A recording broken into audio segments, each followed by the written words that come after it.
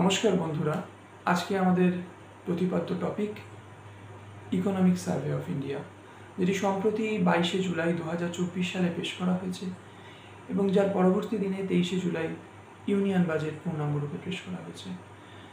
আমরা নিশ্চয়ই জানি যে সাধারণত 1 ফেব্রুয়ারিতে কোনো আর্থিক বছরের ইউনিয়ন বাজেট পেশ করা হয় এবং ঠিক তার আগের দিনটিতে মানে 31 জানুয়ারিতে সাধারণত যে কোনো বছরে ইকোনমিক সার্ভে পেশ করা হয়। কিন্তু 2024 এর ব্যতিক্রম কেন ঘটলো? কারণ 2024-এ লোকসভার ইলেকশন ছিল, তাই জন্য ইন্টারিম বাজেট, একটি অন্তর্বর্তীকালীন বাজেট পেশ করা হয়েছিল এবং ঠিক তার আগের দিনটিতে ইকোনমিক সার্ভের একটি জাস্ট রিভিউ আনা হয়েছিল। এবার ইকোনমিক সার্ভে আমাদের WBCS পরীক্ষার জন্য খুবই একটি গুরুত্বপূর্ণ বিষয়। এই ইকোনমিক সার্ভের অ্যানালাইসিসের উপর ভিত্তি করে WBCS 2023-এর মেইনস, যেটি অগস্টের সেকেন্ড উইকে কন্ডাক্ট হওয়ার কথা, তাতে আমরা নিশ্চিতভাবে বলতে পারি অনেকগুলি প্রশ্নই আসবে এবং নিশ্চয়ই 2024-এ প্রিলিমসেও এখান থেকে অনেকগুলি প্রশ্ন থাকবে এর অ্যানালাইসিসের উপর ভিত্তি করে। তাই জন্য ইকোনমিক সার্ভের রিপোর্টটা আজকে আমরা সংক্ষেপে কিন্তু যথেষ্ট ডিপ অ্যানালাইসিস করব। ইকোনমিক সার্ভে ভারতের অর্থনীতির একটি আউটলুক। ভারতের অর্থনীতি আর এটি পেশ করা হয়েছে ফিনান্সিয়াল ইয়ার 2023-24-এর সাপেক্ষে। 23-24 বা ফিনান্সিয়াল ইয়ার 24 যদি আমরা বলি, তাহলে একটি ফিনান্সিয়াল ইয়ার শুরু হয় গত বছর, মানে 23-24 ফিনান্সিয়াল ইয়ারটি শুরু হয়েছিল 2023 সালের 1 এপ্রিল থেকে এবং যেটি শেষ হবে 2024 সালের 31 মার্চে। তাহলে সেই 31 মার্চ 2024 অবধি সেটি চলেছিল এবং এটি হচ্ছে গিয়ে ওই বছরে কি ঘটেছিল ভারতের অর্থনীতিতে, ভারতের অর্থনীতি কোন কোন অ্যাসপেক্টে কীরকম গ্রোথ দেখিয়েছে বা কীরকমভাবে ফল করেছে, সেটিই দেখাবে ইকোনমিক সার্ভে।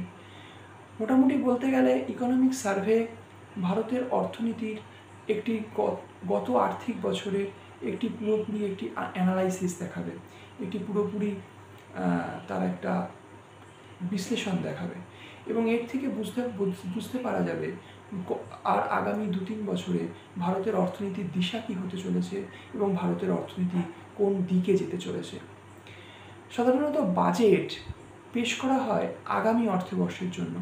এখন যে বাজেট পেশ করা হয়েছে সেটি 2024-25-এর সাপেক্ষে, ফিনান্সিয়াল ইয়ার 2024-25 এই সাপেক্ষে পেশ করা হয়েছে যে আগামী বছরের আয় ব্যয়ের হিসাব কী হবে এবং সেই অনুযায়ী কী প্রজেক্টেড বা কোন ব্যাপারে কীভাবে ইনভেস্টমেন্ট হবে, সেই জিনিসগুলো কিন্তু পেশ করা হয়েছে। তো এই হচ্ছে মূলত বাজেট এবং ইকোনমিক সার্ভের পার্থক্য। বাজেট নিয়ে আমি এর পরবর্তী ভিডিওতে আসবো। বাজেটটিও একটি গুরুত্বপূর্ণ বিষয় WBCS পরীক্ষার সাপেক্ষে। তাহলে আমরা যদি ইকোনমিক সার্ভেতে আসি, ইকোনমিক সার্ভে আরেকটি কথা, আমরা সাধারণত জানি যে কোনো বছরের সাধারণত 1 ফেব্রুয়ারিতে ইউনিয়ন বাজেট পেশ করা হয় এবং ঠিক তার একদিন আগে মানে 31 জানুয়ারিতে ইকোনমিক সার্ভে পেশ করা হয়। কিন্তু এবছর তার ব্যতিক্রম কেন হলো এই ফিনান্সিয়াল ইয়ারে?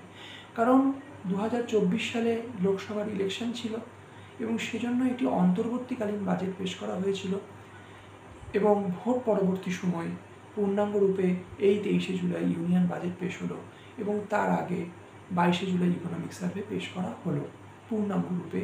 এর আগে ইকোনমিক সার্ভের একটি রিভিউ ভার্সন পেশ করা হয়েছিল। আচ্ছা, এবার যদি আমরা আসি ইকোনমিক সার্ভে, আমি অনেকগুলি কথা বললাম। ইকোনমিক সার্ভে প্রস্তুত কে করেন? ফিনান্স মিনিস্টার, অর্থমন্ত্রী নির্মলা সীতারামন? না, তিনি সেটিকে পেশ করেন, তিনি সেটিকে সবার সামনে রিপ্রেজেন্ট করেন, কিন্তু সেটি প্রস্তুত হয় ইকোনমিক ডিভিশনের মাধ্যমে। ইকোনমিক ডিভিশন একটি ডিভিশন, আপনারা দরকার হলে নোটবুকে লিখে নিন। ইকোনমিক ডিভিশন একটি স্পেশাল ডিভিশন যেটি আসছে department of economic affairs, means DEA, department of economic অ্যাফেয়ার্সের আন্ডারে। এবং এই ডিপার্টমেন্ট অফ ইকোনমিক অ্যাফেয়ার্স এটি আসে মিনিস্ট্রি অফ ফিন্যান্সের আন্ডারে। তাহলে এই যে ইকোনমিক ডিভিশন, এটি কার সুপারভিশনে কাজ করে? এটি আমাদের চিফ ইকোনমিক অ্যাডভাইজার যিনি আছেন বর্তমানে ভি অনন্ত নাগেশ্বরন, তার সুপারভিশনে কিন্তু এই কাজটি ইকোনমিক ডিভিশন করে থাকে। তাহলে মূলত এইভাবেই ইকোনমিক সার্ভে রিপোর্ট পেশ হয়। এবার আমরা যদি একটু হিস্ট্রিতে যাই, এর ব্যাকগ্রাউন্ড হিস্ট্রিতে, তাহলে আমরা দেখতে পাবো স্বাধীনতার পরবর্তী সময়ে 1950 সাল থেকে 1964 সাল অবধি এটিকে বাজেটের সাথে একসাথেই পেশ করা হতো। কিন্তু 1964 সালের পর থেকে 2011 সাল অবধি এটিকে একটি ভলিউমে বাজেটের সঙ্গে নয়, সেপারেটভাবে পেশ করা হয়েছে। 2011 থেকে 2022 সাল অবধি এটিকে দুটি ভলিউমে বাজেটের সাথে সেপারেটে, মানে বাজেট একদিনে, এটি একদিনে পেশ করা হয়েছে। আবার 2022 সাল থেকে শুরু হয়েছে এটিকে একটি ভলিউমে পেশ করা, এবং যথারীতি এটি এখনও বাজেটের সঙ্গে থেকে সেপারেট দিনেই বা তার বাজেট পেশের ঠিক আগের দিনেই এটিকে পেশ করা হচ্ছে। এগুলি কিছু ফ্যাকচুয়াল পয়েন্ট, নিশ্চয়ই আপনাদের পরীক্ষার সাপেক্ষে মনে রাখতে হবে। আর যেটা কথা, ইকোনমিক সার্ভে যে সাজেশন বা যে রেকমেন্ডেশনসগুলো দেয় সেগুলি কিন্তু নট বাইন্ডিং অন গভর্নমেন্ট। সরকার সেটি মানতেও পারে বা নাও মানতে পারে, সেটির জন্য কোনো ম্যান্ডেটারি প্রভিশনস নেই যে মানতেই হবে। এবার এর কি পয়েন্টস, এটি তো অনেকগুলো পাতায় থাকে, তার কিছু কি পয়েন্টস আমরা পরীক্ষার সাপেক্ষে যেগুলোকে আমরা হাইলাইটস বলতে পারি সেগুলো নিয়ে আমরা ডিসকাস করব, এবং এগুলোর কিছু অ্যানালাইসিস আমরা করব। আপনারা নিশ্চয়ই দরকার মতো নোট করে নেবেন। প্রথমেই যেটা বলার, ইকোনমিক সার্ভে রিপোর্ট বলছে বিভিন্ন সোর্স থেকে এই ইনফরমেশনগুলো গ্যাদার করা হয়েছে, যথেষ্ট রিলায়েবল সোর্স থেকে। আপনারা ইচ্ছা করলে আরও কোনো অথেন্টিক সোর্স থেকে এগুলোকে ভেরিফাই করে নিতে পারেন। তো ইকোনমিক সার্ভে যেটি বলেছে যে বর্তমানে, মানে 23-24 সালের পরিপ্রেক্ষিতে ভারতের অর্থনীতি যথেষ্ট রোবাস্ট এবং যথেষ্ট সলিডিফাইড ওয়েতে চলছে, যদিও কিছু গ্লোবাল ক্রাইসিস, মানে in face of various global crisis, আমরা জানি ইউক্রেন রাশিয়ার যুদ্ধ হয়েছে, আরও কিছু গ্লোবাল ক্রাইসিস, আরও কিছু বিশ্ব অর্থনীতিতে ক্রাইসিস চলছে। আপনারা যদি লক্ষ্য করেন আপনারা অনেক কিছুই দেখতে পাবেন, ক্রাইসিস ম্যাটারগুলো কী কী আছে। সেই ক্রাইসিসের মধ্যে কিন্তু ভারতের অর্থনীতি যথেষ্ট রোবাস্ট এবং সলিডিফাইড হয়ে চলেছে এবং খুব ভালো পারফরমেন্স দিয়েছে সেই সাপেক্ষে। তাই জন্য ওরিড হওয়ার মতো ভারতের অর্থনীতি নিয়ে এখনও সেরকম কিছুই নেই। নাম্বার 2, বর্তমানে ইন্ডিয়ান ইকোনমি, মানে ভারতীয় অর্থনীতি, কোভিড শক যেটি 2019 সাল থেকে এসেছিল, সেই কোভিড শক কিন্তু পুরোপুরি রূপে কাটিয়ে উঠেছে। আমরা জানি কোভিড শক কীরকম ব্যাপক এবং বিস্তৃতভাবে ভারতের অর্থনীতি, শুধু ভারতের অর্থনীতি নয়, সারা দেশ, সারা বিশ্বের অর্থনীতির উপর প্রভাব ফেলেছিল। সেই পোস্ট কোভিড শক কিন্তু ভারতের অর্থনীতি কাটিয়ে উঠেছে, এটি ইকোনমিক সার্ভের মত। 3 নম্বর পয়েন্ট হচ্ছে, ইকোনমিক সার্ভে বলছে আমরা কতগুলো বাজেটে দেখতে পেয়েছিলাম, ইউনিয়ন বাজেটে ক্যাপিটাল ইনভেস্টমেন্টের উপর জোর দেওয়া হয়েছিল, মানে ক্যাপিটাল এক্সপেন্ডিচার বেশি করা হয়েছিল, এবং in the long run economic survey বলছে সেই ক্যাপিটাল ইনভেস্টমেন্ট বা ক্যাপিটাল এক্সপেন্ডিচার যেটি পাবলিক, মানে সরকার করেছে, মানে পাবলিক ক্যাপিটাল এক্সপেন্ডিচারই কিন্তু পিভটাল রোল প্লে করেছে ভারতের অর্থনীতিকে বাঁচিয়ে রাখার জন্য, যার ফ্রুট কিন্তু আমরা এখন রিপ করছি, যার ফসল আমরা এখন তুলছি। এবং আরেকটিও পজিটিভ সাইড, প্রাইভেট ইনভেস্টমেন্টও কিন্তু ইনক্রিজিং রেটে বাড়ছে, এবং সেটিও কিন্তু পজিটিভ ইন্ডিকেশন দিচ্ছে। এটিও অর্থনীতির জন্য একটি খুবই ভালো বিষয়। তারপর 4 নম্বর পয়েন্ট যদি আমরা বলি, তাহলে আমরা দেখতে পাচ্ছি ওয়ার্ল্ড ইকোনমিক আউটলুক যেটা বলছে ওয়ার্ল্ড ইকোনমিক আউটলুক কিছুদিন আগে একটা রিপোর্ট পাবলিশ করেছিল, সেখানে বলা হয়েছিল 2023-24 আর্থিক বছরে পুরো বিশ্বের on average GDP growth rate ছিল 3.2%। অন অ্যান অ্যাভারেজ 3.2% রেটে বিশ্বের সব কান্ট্রিগুলো গ্রো করেছে 23-24 আর্থিক বছরে। ইন কম্প্যারিজন টু দ্যাট, তার তুলনায় অ্যাকর্ডিং টু ইকোনমিক সার্ভে ভারতের জিডিপি গ্রোথ রেট, ভারতের রিয়েল জিডিপি গ্রোথ রেট 8.2%। 8.2%। এবার আপনাদের উদ্দেশ্যে আমার একটি প্রশ্ন থাকবে, real GDP growth rate and nominal GDP growth rate, এটা আমি বলবো না, আপনারা এটা কমেন্টসের মাধ্যমে জানাবেন। রিয়েল জিডিপি গ্রোথ রেট আর নমিনাল জিডিপি গ্রোথ রেটের মধ্যে কী ডিফারেন্স আছে সেটা আপনারা কমেন্টসে জানাবেন। এই যে 8.2% আমি গ্রোথ রেট বললাম, জিডিপি গ্রোথ রেট, এটি কিন্তু রিয়েল জিডিপি গ্রোথ রেট। এবং সেখানে যদি আমরা ওয়ার্ল্ড ইকোনমিক আউটলুকের রিপোর্ট বিচার করি, সেখানে কিন্তু অন্যান্য যে উন্নয়নশীল দেশগুলো আছে বিশ্বের, তারা কিন্তু on an average 4.8% growth rate দেখিয়েছে। তাহলে সেই 4.8% গ্রোথ রেটের তুলনায় ভারতের 8.2% জিডিপি গ্রোথ রেট কিন্তু অনেকটাই পজিটিভ দিক রিফ্লেক্ট করছে। এবং এটাও রিফ্লেক্ট করছে যে ভারতের ম্যাক্রো ইকোনমিক সাইডগুলো যথেষ্ট স্টেবল আছে অর্থনীতির। এবং economic survey, Indian economic survey, তারা একটা growth, GDP growth rate financial year 2024-এর জন্য প্রজেক্ট করেছে বা এক্সপেক্টেড করেছে, সেটি হচ্ছে ইন বিটুইন 6.5 to 7%। 6.5 থেকে 7% অবধি তারা জিডিপির বৃদ্ধির হার এক্সপেক্ট করেছে বা প্রজেক্ট করেছে 2024 ফিনান্সিয়াল ইয়ার, যেটি মানে 24-25 ফিনান্সিয়াল আর্থিক বছরের জন্য। এটা কিন্তু প্রজেক্টেড গ্রোথ রেট। 5 নম্বর যদি আমরা বলি, তাহলে আমরা দেখতে পাচ্ছি ভারতের রিটেল ইনফ্লেশন, হোলসেল নয়, রিটেল ইনফ্লেশনটা কনজিউমার মানে যারা সাধারণ পাবলিক তাদের জন্য ভীষণভাবে গুরুত্বপূর্ণ একটি বিষয়।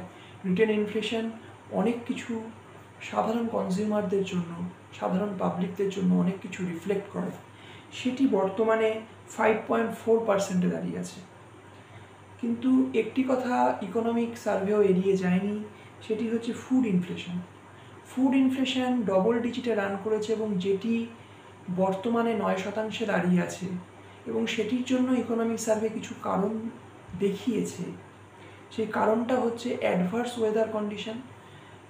এই গত আর্থিক বছরে ওয়েদার কন্ডিশন বা ক্লাইমেটিক কন্ডিশন কিছু জিনিস এতটাই ভ্যারি করেছে যে ফসলের উৎপাদন যথেষ্ট পরিমাণে, দেশীয় ফসলের উৎপাদন যথেষ্ট পরিমাণে মার খেয়েছে এবং সময় বিশেষে অনেক কিছু এক্সপোর্টের উপর ডিপেন্ড করতে হয়েছে ফুড গ্রেনসের, যেই ডিপেন্ডেন্সটা যদি ক্লাইমেটিক কন্ডিশন ঠিক থাকতো অতটা থাকতো না।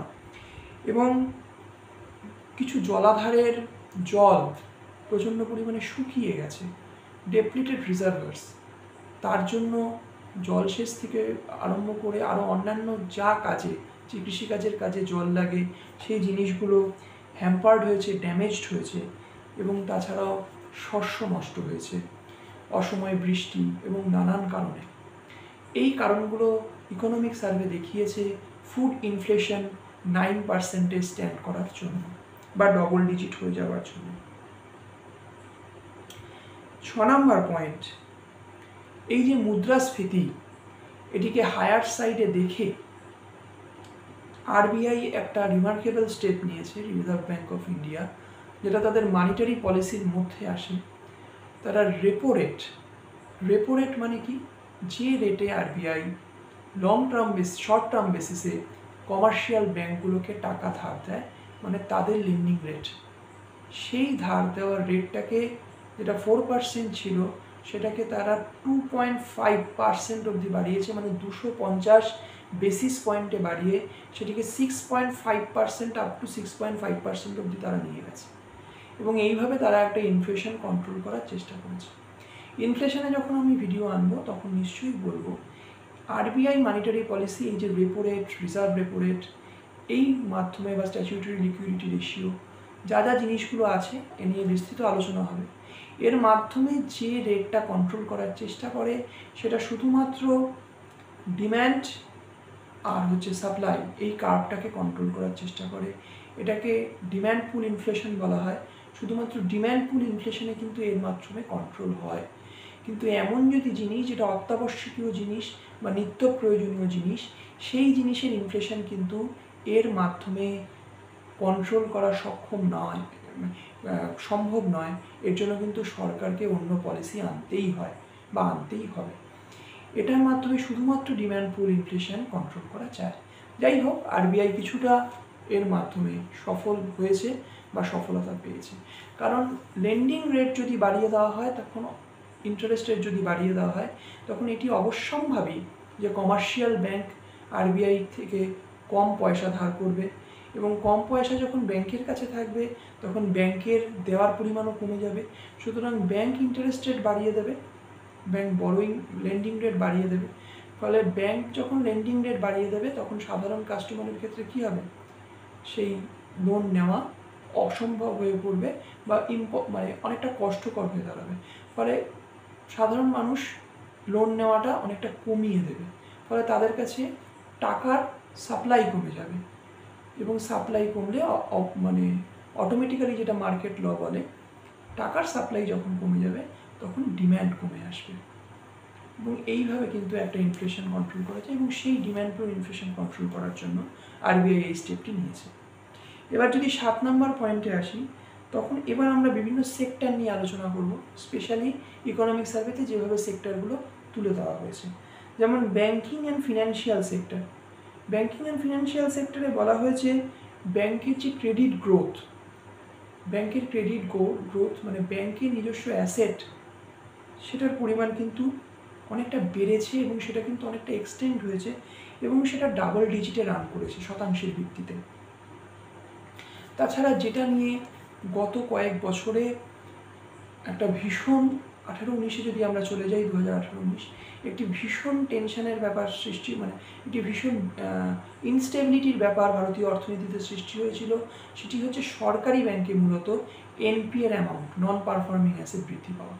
আমরা দেখেছি কোটি কোটি টাকা ধার নিয়ে অনেকে দেশের বাইরে চলে গেছে, এবং সেগুলো কিন্তু সরকারি ব্যাংক রিকভারির জন্য পারেনি রিকভারি করতে। এবং তারপর আমরা অনেক রিফর্ম আনতে দেখেছি এই ন্যাশনালাইজড ব্যাংকের অ্যাক্টে। এরকমও রিফর্ম আনা হয়েছে যে এনপিএ, যেগুলো তাদের নন পারফর্মিং অ্যাসেট থাকবে, সেগুলো রিকভারের জন্য তারা একটা প্রাইভেট এজেন্সিকে ছেড়ে দেবে, এবং সেই প্রাইভেট এজেন্সি তাদের কাছে কিছু টাকা দিয়ে, তার 20, 30, 40% দিয়ে সেই এনপিএটা তাদের খাতায় নিয়ে নেবে, এবং তারপর তারা কাজ করবে সেই লোন রিকভারির জন্য। এবং তার ফলে কাজটা অনেক প্রজেক্টেড হবে, ফোকাসড হবে, এবং সেই সব এজেন্সির কাজই হচ্ছে গিয়ে সেই এনপিএ বা লোন রিকভারি। এবং এইভাবে কিন্তু এনপিএর পরিমাণ সত্যি কথাই দেখা গেছে অনেক কমে এসছে, এবং বর্তমানে ইকোনমিক সার্ভে দেখিয়েছে NPA reached multi layer low in comparison with earlier years. আগের বছরগুলির তুলনায় অনেক অনেক অংশে এনপিএর পরিমাণ, নন পারফর্মিং অ্যাসেটের পরিমাণ কমে গেছে। এটি একটি ভীষণ গুড সাইড ভারতীয় ইকোনমির জন্য। ক্যাপিটাল ফর্মেশন আমরা দেখতে পেয়েছি অনেক কোম্পানি আইপিও ছেড়েছে, যেমন এলআইসির কথাও আমরা বলতে পারি। আইপিও হচ্ছে ইনিশিয়াল পাবলিক অফারিং। যখন একটি কোম্পানি তার শেয়ার যখন লিস্টেড থাকে না, প্রথমে তারা একটি আইপিও আনে, এবং তাকে ফলো করে এফপিও আসে। এগুলো নিয়ে আলোচনা হবে শেয়ার বাজার বা স্টক মার্কেট নিয়ে যখন পড়ানো হবে। তাকে ফলো করে এফপিও আসে, যেটা ফলোইং পাবলিক অফারিং বলা হয়। এই আইপিও সবসময় প্রাইমারি মার্কেটে কেনা হয়, এবং প্রাইমারি মার্কেটে যে কিনে তিনি আবার সেকেন্ডারি মার্কেটে যখন কাউকে সেটাকে সেল আউট করে, বিক্রি করে, তখন সেটি লিস্টেড হয়, এবং তারপর অটোমেটিক্যালি যেটা শেয়ার বাজারে কেনা বেচা সেটা চলতে থাকে। এই যে আইপিও আনা, এই আইপিও আনাও দেখা গেছে অনেকাংশে ইনক্রিজ করেছে, এবং এই আইপিও আনা মানে কিন্তু ক্যাপিটাল ফর্মেশন করা। কেন কোম্পানি যে কোম্পানি আইপিও আনছে সে কিন্তু তার জন্য ক্যাপিটাল ফর্মেশন করছে থ্রু আইপিও, তার কিছু শেয়ার বাজারে লিস্টেড করে। তো এইভাবে আমরা ক্যাপিটাল ফর্মেশন করতে দেখেছি। তাছাড়া stock market, Indian stock market, এটা তো বলার মতো না। ইন্ডিয়ান স্টক মার্কেট এখন দেখা যাচ্ছে হাইলি ভোলাটাইল এবং স্টক মার্কেট সবসময় একটা ইনক্রিজিং দিকে আছে, প্রচণ্ড পরিমাণে একটা ইনক্রিজিং সাইডে আছে, এবং যেটা এখনের পার্সপেক্টিভে খুবই ভালো একটি ইকোনমিকের দিক, ভারতীয় অর্থনীতির দিক দেখাচ্ছে। এবং ইন্ডিয়ার যে মার্কেট ক্যাপিটালাইজেশন টু জিডিপি, সেটি মার্কেট ক্যাপিটালাইজেশন মানে মার্কেট যারা আছেন তারা যে পরিমাণে ক্যাপিটাল ফর্মেশন করছেন এবং ভারতের যে মোট জিডিপি প্রোডাকশন, সেটি দেখা যাচ্ছে তার বেসিসে ভারত বিশ্বের মধ্যে 5th র্যাঙ্কে আছে, এবং যেটি যথেষ্ট একটি ভালো সাইড, খুবই ভালো সাইড একটা ডেভেলপিং ইকোনমি অনুযায়ী হিসাবে ভারতের ক্ষেত্রে, যে ভারতের অর্থনীতি খুবই একটি ধনাত্মক সূচনাঙ্কে আছে, একটি পজিটিভ সাইডে আছে। এবারে যে এক্সটার্নাল সেক্টর, আমরা যদি এক্সটার্নাল সেক্টরের ক্ষেত্রে আসি, যেগুলো বহিঃক্ষেত্র আর কি, এক্সটার্নাল সেক্টরের ক্ষেত্রে যদি বলতে হয়, যেমন লজিস্টিক্স পারফরমেন্স ইন্ডেক্সে, লজিস্টিক্স যারা সাপ্লাই চেন মেনটেন করে, এক জায়গা থেকে অন্য জায়গায় জিনিস পৌঁছে দেয়, এবং লজিস্টিক্সের আপনারা জানেন লজিস্টিক্সের গুরুত্ব অপরিসীম। সে এগ্রিকালচার থেকে ইন্ডাস্ট্রি, এবং এই যে রান করছে এক জায়গা থেকে আরেক জায়গায় যে জিনিস পৌঁছে দিচ্ছে, মানে প্রোডাকশন পয়েন্ট থেকে সেটা যে মার্কেট পয়েন্ট অবধি যাচ্ছে এবং তারপর যে কনজিউমার এন্ড অবধি যাচ্ছে, এর জন্য লজিস্টিক্সের ভূমিকা অনবদ্য বা অদ্বিতীয় আর কি লজিস্টিক্স। সেই লজিস্টিক্স পারফরমেন্স ইন্ডেক্সে ভারতের স্থান, যেটি 2018 সালে 139টি দেশের মধ্যে 44তম ছিল, সেটি বর্তমান ইকোনমিক সার্ভে রিপোর্টে উঠে এসছে এখন তার স্থান 38তম 139টি দেশের মধ্যে। তাহলে লজিস্টিক্সেও ভারত যথেষ্ট রিমার্কেবল প্রোগ্রেস করেছে। এক্সপোর্ট ডাইভার্সিফিকেশন, সেখানেও বেশ অনেক ব্রড হয়েছে ভারতের অর্থনীতির, অনেক প্রোডাক্ট, নতুন প্রোডাক্ট যেগুলো এক্সপোর্ট লিস্টে ইনক্লুড হয়েছে, এবং একটি দেশের এক্সপোর্ট যত বাড়ে তত দেশটির অর্থনীতি আরও বেশি মজবুত হয়। এক্সপোর্ট বাড়া মানে কারেন্ট অ্যাকাউন্ট ডেফিসিট কমে যাওয়া, এক্সপোর্ট বাড়া মানে ব্যালেন্স অফ পেমেন্ট কমে যাওয়া, এক্সপোর্ট বাড়া মানে আরও বেশি পরিমাণে ইনভেস্টমেন্ট আসা, এক্সপোর্ট বাড়া মানে ফরেন এক্সচেঞ্জ বাড়া। তাহলে এক্সপোর্ট বাড়া এটা একটা যথেষ্ট পজিটিভ সাইড রিফ্লেক্ট করে। তাছাড়া সিএডি মানে কারেন্ট অ্যাকাউন্ট ডেফিসিট, সেটি কমতে কমতে সেটি 0.7% অফ জিডিপিতে এসে দাঁড়িয়েছে, এটি যথেষ্ট একটি ভালো সাইড। কারেন্ট অ্যাকাউন্ট ডেফিসিট একটু আমি জাস্ট সূত্রপাত করে রাখছি বোঝার জন্য। কারেন্ট অ্যাকাউন্ট মানে হচ্ছে, একটি দেশের কারেন্ট অ্যাকাউন্ট মানে একটি দেশ আরেকটি দেশ, একটি দেশের সিটিজেন এবং আরেকটি দেশের, মানে একটি দেশের সাথে আরেকটি দেশের যে লেনদেন হয়, সেটা মার্চেন্ডাইজ হতে পারে মানে গুডসে হতে পারে, সেটা ইনভিজিবল গুডসে হতে পারে মানে সার্ভিস সেক্টরে হতে পারে। এই যে লেনদেন, এখানে যে প্রফিট, ডিভিডেন্ড, ইন্টারেস্টের লেনদেন হচ্ছে, এখানে যে গিফটস, রেমিটেন্স, এগুলোর লেনদেন হচ্ছে। আমি যদি গুডসটা ছেড়ে দিই, শুধু ইনভিজিবল গুডসের উপর ফোকাস করি, তাহলে এই যে জিনিসগুলো হচ্ছে, বা গুডসের ক্ষেত্রে আমরা যেগুলো চোখে দেখতে পাচ্ছি যেসব গুডসের লেনদেন হচ্ছে, এইগুলি সবই চলে আসে কারেন্ট অ্যাকাউন্টের মধ্যে, একটি দেশের কারেন্ট অ্যাকাউন্টের মধ্যে। আর কারেন্ট অ্যাকাউন্ট ডেফিসিট বলতে একটি দেশের থেকে আরেকটি দেশের সাথে যে লেনদেন, সেটিতে যদি একটি দেশের আয় বেশি হয় এবং যেটি গেছে সেটি কম হয়, তাহলে আমরা বলি কারেন্ট অ্যাকাউন্ট সারপ্লাস। আর যদি দেশটির যা নিয়েছে সেটি বেশি হয় এবং দেশটি থেকে যা গেছে সেটি কম হয়, সেটিকে আমরা বলি কারেন্ট অ্যাকাউন্ট ডেফিসিট। মানে যখন ব্যয়ের তুলনায় আয় কম হয়ে যায়, সেটিকে আমরা কারেন্ট অ্যাকাউন্ট ডেফিসিট বলি। তো তো দেখা গেছে এখন বর্তমানে ভারতের কারেন্ট অ্যাকাউন্ট ডেফিসিট 0.7% দাঁড়িয়ে আছে জিডিপির। ভারত বরাবরই কারেন্ট অ্যাকাউন্ট ডেফিসিটেই থাকতো, এবং ডেফিসিটে থাকার অনেক কারণ আছে, কারণ ভারতকে গুডসের মধ্যে মার্চেন্ডাইজের ক্ষেত্রে প্রচুর জিনিস ভারতকে ইম্পোর্ট করতে হয়। ভারত মেনলি এখন কোথায় তাহলে রিমার্কেবল প্রগ্রেস শো করছে, সেটা হচ্ছে সার্ভিস সেক্টরে। সার্ভিসের মধ্যে মূলত আইটি আর সফটওয়্যার, আইটি অ্যান্ড সফটওয়্যার, এটির আউটসোর্সিংয়ে মানে এটি অন্য দেশকে বেচার জন্য ভারত প্রচুর পরিমাণে এগিয়ে আছে, এবং সেটিই কিন্তু মূলত কারেন্ট অ্যাকাউন্ট ডেফিসিটকে নামিয়ে দিচ্ছে। এবং আরেকটি জিনিস হচ্ছে রেমিটেন্স। এই বছরে ভারত হচ্ছে বিশ্বের মধ্যে সবচেয়ে প্রথম দেশ যে সবচেয়ে বেশি রেমিটেন্স রিসিভ করেছে। ভারতের নন সিটিজেনরা যখন এই দেশে কোনো গিফট পাঠায় সেটাকেই রেমিটেন্স বলা হয়, এবং এটিও অর্থনীতির ক্ষেত্রে যদিও এটা শর্ট টার্ম বেসিস, কিন্তু অর্থনীতির জন্য এটা একটা পজিটিভ সাইড, একটা ভালো দিকই নির্দেশ করে। আর সার্ভিস সেক্টর যেটা বলছিলাম, সেই সার্ভিস এক্সপোর্ট কেন এই সিএডি মানে কারেন্ট অ্যাকাউন্টস ডেফিসিটটা কমে এসছে, তার মেইন কারণ হচ্ছে সার্ভিস এক্সপোর্ট, মানে সার্ভিস সেক্টর যে এক্সপোর্ট করেছে, যেটি মূলত সফটওয়্যার এবং আইটি, সেটি 4.9% বেড়ে গেছে আগের বারের থেকে। 4.9% বেড়েছে, শতাংশে বেড়েছে, 4.9% বেড়েছে। তাছাড়া ফরেন পোর্টফোলিও ইনভেস্টমেন্ট, আরেকটি প্রশ্ন আপনাদের উদ্দেশ্যে থাকবে, ফরেন পোর্টফোলিও ইনভেস্টমেন্ট আর ফরেন ডিরেক্ট ইনভেস্টের মধ্যে বেসিক ডিফারেন্সগুলো কী আছে। আমি একটু বলে দিচ্ছি, ফরেন পোর্টফোলিও ইনভেস্টমেন্ট কিন্তু অনেক বেশি ভোলাটাইল ফরেন ডিরেক্ট ইনভেস্টমেন্ট থেকে। আরও কিছু ক্রাইটেরিয়া আছে, আপনারা কমেন্টসে কিন্তু মেনশন করুন। ক্রাইটেরিয়াগুলো একটু হিন্টস দিচ্ছি, কোনটি লিস্টেড কোম্পানির জন্য, কোনটি নন লিস্টেড কোম্পানির জন্য। ভোলাটিলিটি তো আমি অলরেডি বলে দিলাম, এবং কোনটিতে যারা ইনভেস্ট করছে ইনভেস্টারের কী কী পাওয়ার থাকে, কোনটিতে থাকে না।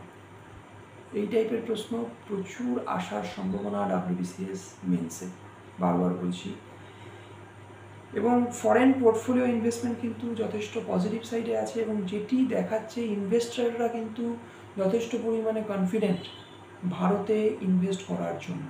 কেন এই ফরেন পোর্টফোলিও ইনভেস্টমেন্ট যথেষ্ট ভোলাটাইল হয়, একবারে আসে, আবার কিছু দিনের মধ্যে বা কিছু এক বছরের মধ্যে কিন্তু সেটি আবার কিছু প্রফিট নিয়ে কিন্তু আবার বেরিয়ে যায়, অন্য জায়গায় চলে যায়, কিন্তু সেটা দেখা যাচ্ছে স্টে করছে, এবং এটি কিন্তু যথেষ্ট ভারতীয় অর্থনীতির জন্য একটি ধনাত্মক দিক নির্দেশ করছে, পজিটিভ সাইড দেখাচ্ছে।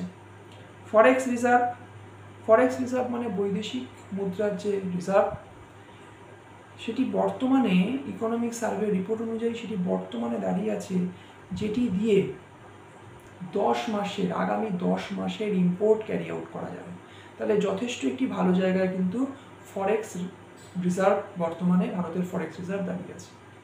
1991 সালে এমন একটি সিচুয়েশন এসেছিল, অর্থনৈতিক সংকট, যখন মাত্র 15 দিনের জন্য ইম্পোর্ট করার মতো পয়সা ফরেক্স রিজার্ভ ভারতের কোষাগারে বেঁচেছিল, যেটি ছিল একটা যথেষ্ট ক্রিটিক্যাল সিচুয়েশন।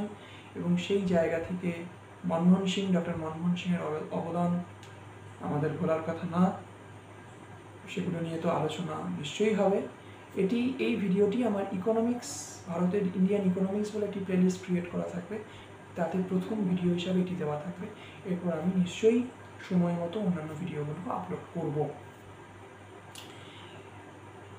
এক্সটার্নাল ডেপ্থের ক্ষেত্রে যদি আসি, আচ্ছা আরেকটু যদি বলার, যে এই যে ফরেক্স রিজার্ভ দেখা যাচ্ছে ভারতের বর্তমানে যে বৈদেশিক ঋণ আছে তার 98%ই কভার আপ করে দিচ্ছে। তাহলে এত পরিমাণ ফরেক্স রিজার্ভ আছে, মানে মোটে আর 2% যদি ফরেক্স রিজার্ভ দিয়ে এক্সটার্নাল ডেপ কভার আপ করা হয়, তাহলে আর মোটে 2% ডেপ পড়ে থাকবে, রিমেইন থাকবে। তাহলে যথেষ্ট পরিমাণে বৈদেশিক মুদ্রা ভারতের কোষাগারে সঞ্চিত আছে। এই ফরেক্স রিজার্ভের উপর অনেক কিছু ডিপেন্ড করে। ফরেক্স রিজার্ভের উপর কিন্তু আমাদের দেশের মুদ্রার এক্সচেঞ্জ রেট ডিপেন্ড করে। সব আসবো চ্যালেঞ্জ, এই জিনিসগুলোর জন্য, মানে এই যে সেক্টর আমি বলছিলাম 8 নম্বরে এক্সটার্নাল সেক্টর, কী কী চ্যালেঞ্জের সম্মুখীন হচ্ছে সেই এক্সটার্নাল সেক্টর। এক হচ্ছে গিয়ে পুরো বিশ্বের জিডিপি গ্রোথ রেট কিন্তু কমছে, এবং ট্রেড প্রোটেকশনিজম কিন্তু পুরো বিশ্ব বাড়িয়ে দিচ্ছে। এই জিনিস দুটো কিন্তু যথেষ্ট একটি ঋণাত্মক অ্যাপ্রোচ দেখাচ্ছে ভারতের অর্থনীতির জন্য, এক্সটার্নাল সেক্টরের জন্য। কারণ কি, যদি বিশ্বের জিডিপি গ্রোথ রেট কমে, তার মানে বিশ্বের মানুষদের মধ্যে কিন্তু ডিম্যান্ড কমে যাবে ভারতের জিনিসের প্রতি। ডিম্যান্ড কমে যাবে মানে ভারতের জিনিসের চাহিদা কমে যাবে, ফলে এক্সপোর্ট কিন্তু কমবে। আর সেকেন্ড কথা হচ্ছে, এখন অনেক দেশই এই বিশ্বের বিভিন্ন ডামাডোলের অবস্থায়, যুদ্ধকালীন পরিস্থিতিতে যেখানে অনেক জিনিসের দাম স্কাই রকেটিং হয়ে যাচ্ছে, তারা ট্রেডকে প্রোটেকশন করছে এবং নিজেদের কিন্তু সেলফ সাফিসিয়েন্ট বা সেলফ ইন্ডিপেন্ডেন্ট হওয়ার দিকে জোর দিচ্ছে। এবং এই জায়গাগুলো কিন্তু এক্সপোর্টকে কাটছাট করছে। এটা কিন্তু ভারতের জন্য, যে ভারত একটা গ্লোবাল মার্কেটে একটা কিন্তু ফুটপ্রিন্ট ফেলতে চাইছে, সেই জায়গাটা কিন্তু ক্ষতিগ্রস্ত হচ্ছে। ইকোনমিক সার্ভে আরেকটি রেকমেন্ডেশন দিচ্ছে, যেটি অবশ্যই not binding two government of India. তারা এই রেকমেন্ডেশনটা দিচ্ছে যে চাইনিজ কোম্পানিকে অ্যালাউ করা হোক ভারতে ইনভেস্টের জন্য। আমরা জানি চায়নার সাথে ভারতের যে একটা টামাল্টাস রিলেশন চলছে, সেই সম্পর্কের চায়নার সাথে কিন্তু ভারতের অর্থনৈতিক লেনদেনও কিন্তু অনেকাংশে খারাপের দিকেই আছে বর্তমান। তাই জন্য ইকোনমিক সার্ভে কিন্তু ভারতের অর্থনীতিকে আরও মজবুত করার জন্য এই রেকমেন্ডেশনটা দিচ্ছে। 9 নম্বরে যদি আমরা আসি, climate change and energy transition. Climate চেঞ্জে যেটি দেখা যাচ্ছে, ইন্টারন্যাশনাল ফিনান্স কর্পোরেশন তারা ভারতকে রিকগনাইজ করেছে G20-র অন্যতম দেশ হিসাবে, একমাত্র দেশ হিসাবে যারা শুধুমাত্র 2% গ্লোবাল ওয়ার্মিং রেটকে মাথায় রেখে তাদের নীতি নির্ধারণ করছে বা দিক নির্দেশ করছে। এখানে অনেক কিছু আছে, ভারত আপনারা কারেন্ট অ্যাফেয়ার্স ফলো করলেই বুঝতে পারবেন। ভারতের zero carbon emission rate Bharat follow up করার চেষ্টা করছে। ভারত কোল গ্যাসিফিকেশন, সেটি ভারত নতুন প্রজেক্ট এনেছে। ভারত গ্রিন এনার্জি প্রোডাকশন, সেটি ফলো আপ করছে। নন রিনিউয়েবল সোর্সের থেকে এনার্জি প্রোডাকশন কমিয়ে রিনিউয়েবল সোর্সের থেকে, যেখান থেকে গ্রিন এনার্জি প্রডিউস করা সম্ভব, সেখান থেকে এনার্জি প্রোডাকশনের দিকে কিন্তু ভারত নজর দিয়েছে। মানে অনেক ক্লাইমেট ওরিয়েন্টেড পদক্ষেপ কিন্তু ভারত ইতিমধ্যেই, এবং ভারতের বিভিন্ন স্টেট ইতিমধ্যেই নিয়ে ফেলেছে। অন্ধ্রপ্রদেশ নিয়েছে, কর্ণাটক নিয়েছে। অন্ধ্রপ্রদেশ পুরোপুরি মানে একটা বায়ো এগ্রিকালচারালের দিকে গেছে। এটা কারেন্ট অ্যাফেয়ার্সে ফলো করলে আপনারা দেখতে পাবেন, যেখানে পুরোপুরি মানে অর্গানাইজড ওয়েতে কৃষিকাজ করা সম্ভব হয়। তাছাড়া আরেকটা আমরা জিনিস জানি বা দেখতে পাচ্ছি, ইকোনমিক সার্ভে দেখাচ্ছে যে ভারতের গত আর্থিক বছরে 45% ইলেকট্রিসিটি জেনারেশন হয়েছে নন ফসিল সোর্স থেকে, যেটিও কিন্তু একটি ওয়েদারের সাপেক্ষে বা ক্লাইমেট সাপেক্ষে কিন্তু একটা বড় স্টেপ। আর তাছাড়াও ডিফারেন্ট ওয়ার্ল্ড বেসড ইনিশিয়েটিভ যেগুলো বিশ্বে আলোচিত হয়েছে ক্লাইমেট সংক্রান্ত, সেগুলো কিন্তু ভারত অ্যাডাপ্ট করেছে বা ভারত নিজেদের মধ্যে গৃহীত করেছে বা সেই অনুযায়ী পলিসি ইমপ্লিমেন্ট করেছে। আরও কিছু পয়েন্ট লেফট ওভার আছে, সেটা নিয়ে আমি পার্ট 2 ভিডিওতে আসছি। আমি এখানে ইকোনমিক সার্ভের পার্ট 1 শেষ করছি, তাহলে ভিডিওটি দীর্ঘায়িত হচ্ছে। তাহলে থ্যাংক ইউ, দেখা হচ্ছে পার্ট 2 নিয়ে।